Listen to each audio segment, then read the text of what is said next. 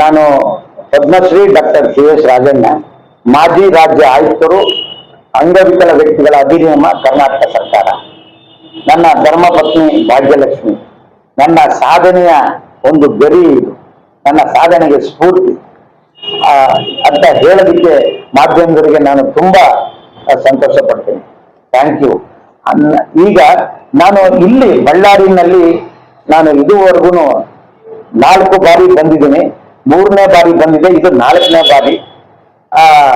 4ನೇ ಬಾರಿ ಬಂದಂತ ಉದ್ದೇಶ ಏನಪ್ಪಾ ಅಂದ್ರೆ, ಇಲ್ಲಿ ನಾನು ಪ್ರಶಸ್ತಿಯನ್ನ ತಗೊಂಡಿದ್ದು ಇಲ್ಲಿರ್ತಕ್ಕಂಥ ಎಲ್ಲ ಕನ್ನಡ ಅಭಿಮಾನಿ ದೇವರುಗಳಿಗೆ ಒಂದು ಇನ್ಸ್ಪಿರೇಷನ್ ಆಗಿದೆ.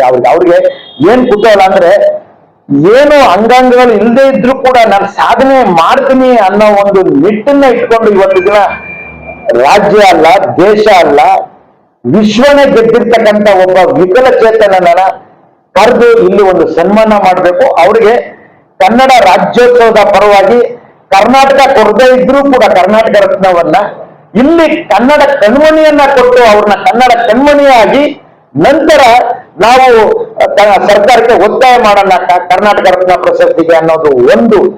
ಇನ್ನೊಂದು ಭಾಗ, ನಾನು ಮಂಡ್ಯ ಜಿಲ್ಲೆಯಲ್ಲಿ ಹುಟ್ಟಿ ಮಂಡ್ಯ ಜಿಲ್ಲೆಯಲ್ಲಿ ಬೆಳೆದು ಮಂಡ್ಯಕ್ಕೇನೆ ಅಲ್ಲ ಇಂಡಿಯಾವರೆಗೂ ಮಾನ್ಯತೆ ಕೊಟ್ಟಿರ್ತಕ್ಕಂಥ ವ್ಯಕ್ತಿಗಳಿಗೆ ಮಂಡ್ಯ ಜಿಲ್ಲೆಯಲ್ಲಿ ಲಾಸ್ಟ್ ಟೈಮ್ 87ನೇದು ಕನ್ನಡ ಸಾಹಿತ್ಯ ಪರಿಷತ್ ನಡೀತು.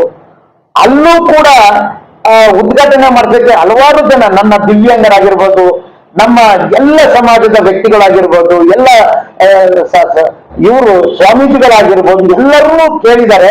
ಆದ್ರೆ ಅಲ್ಲಿ ಇದ್ದಂತ ಇವ್ರ ಅಧ್ಯಕ್ಷರು ಯಾರು ಮಹೇಶ್ ಜೋಶಿ ಅನ್ನೋರು ಅದಕ್ಕೆ ಅವಕಾಶ ಕೊಡ್ಲಿಲ್ಲ. ಯಾಕೆಂದ್ರೆ ಮಂಡ್ಯ ಜಿಲ್ಲೆನಲ್ಲಿ ಹುಟ್ಟಿರ್ತಕ್ಕಂಥ ಪ್ರತಿಭೆಗೆ ಅಲ್ಲಿ ಕೊಟ್ಟಿದ್ರೆ ಅದು ವಿಶ್ವಖ್ಯಾತಿಯಾಗಿರೋದು.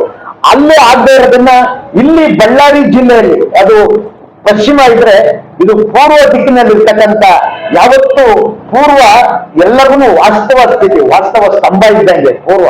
ಹಂಗಾಗಿ ಬಳ್ಳಾರಿ ಜಿಲ್ಲೆಯವರು, ಇಲ್ಲ ಸರ್ ನಿಮ್ಗೆ ಕರ್ನಾಟಕ ರತ್ನನೂ ಸಿಗಬೇಕು, ಇಲ್ಲಿ ಹಂಪಿ ಯೂನಿವರ್ಸಿಟಿಯಲ್ಲಿ ನಿಮ್ಗೆ ನಾಡೋಜ ಪ್ರಶಸ್ತಿನೂ ಸಿಗಬೇಕು, ಮತ್ತೆ ನಿಮ್ಮನ್ನು ಉದ್ಘಾಟನೆಯಾಗಿ ಮಾಡಬೇಕು. ಈ 3 ನಿಮಗೆ ಸಲ್ಲಿಸಿದ್ರೆ ನಿಜವಾಗ್ಲೂ ಅದು ನಾವು ದೇಶಕ್ಕೆ ಕೊಟ್ಟ ಗೌರವ ಅಂತ ಹೇಳಿ ಅವರೆಲ್ಲರನ್ನು ಅಪೇಕ್ಷೆ ಪಡ್ತಾ ಇದ್ದಾರೆ. ಆ ಅಪೇಕ್ಷೆಗೆ ನಾನು ಆಭಾರಿಯಾಗಿದ್ದೇನೆ. ಅದರಂತೆ ನಾನು ಮಾಧ್ಯಮ ದೇವರುಗಳಲ್ಲೂ ಕೂಡ ಇವರು ಏನು ಅಪೇಕ್ಷೆ ಪಡ್ತಾ ಇದ್ದಾರೆ ಅದರ ಬಗ್ಗೆ ಸರ್ಕಾರದ ಗಮನವನ್ನ ಸೆಳೆಯುವಂತ ಶಕ್ತಿಶಾಲಿಗಳಾಗಿರ್ತಕ್ಕಂಥ ಏಕೈಕ ಅಸ್ತ್ರ ನಮ್ಮ ಮಾಧ್ಯಮ ದೇವರುಗಳು, ಟಿವಿ ಮಾಧ್ಯಮದವರು, ಪತ್ರಿಕಾ ಮಾಧ್ಯಮದವರು, ಎಲ್ಲ ನನ್ನ ತಂದೆ ತಾಯಿಗಳಲ್ಲಿ ನನ್ನ ಕನ್ನಡದ 7 ಕೋಟಿ ಜನರ ಏನು ಆಕಾಂಕ್ಷೆಗಳಿದ್ದೇವೆ, ಇಡೀ ಭಾರತ ದೇಶದ ಏನು ಭಾರತೀಯರ ಏನು ಮನಸ್ಸ ಇಚ್ಛೆ ಇದೆ ಅದನ್ನ ನೆರವೇರಿಸಿಕೊಡ್ಬೇಕು ಅನ್ನೋದೇ ನನ್ನ ಆಶಯ. ಇದು ನನ್ನ ಕೋರಿಕೆಯಲ್ಲ, ಇದು ಎಲ್ಲರ ಒಂದು ಮನಸ್ಸಿನ ಇಚ್ಛೆ. ಅವರ ಇಚ್ಛೆಗೆ ನಾನು ಯಾವತ್ತೂ ತಲೆ ಬಾಗ್ತೀನಿ. ಈ ಒಂದು ಕಾರ್ಯಕ್ರಮಕ್ಕೆ ಇಷ್ಟು ಜನ ನನ್ನನ್ನ ಅಪೇಕ್ಷೆ ಪಡೋದಿಕ್ಕೆ, ಅಂದ್ರೆ ನನ್ನನ್ನು ಅನ್ನೋದಕ್ಕಿಂತ ಅವ್ರ ಮಗನಾಗಿ ನನ್ನನ್ನ ಸ್ವೀಕಾರ ಮಾಡಿರೋದಕ್ಕೆ ಕಾರಣಕರ್ತರು ನಿಮಗಾಗಿ ನಾವು ಅನ್ನೋ ಒಂದು ಸಂಸ್ಥೆ. ಆ ಸಂಸ್ಥೆ ನಿಜವಾಗ್ಲೂ ನಮಗಾಗಿ ಇರ್ತಕ್ಕಂಥ ಒಂದು ಸಂಸ್ಥೆ ಅದು.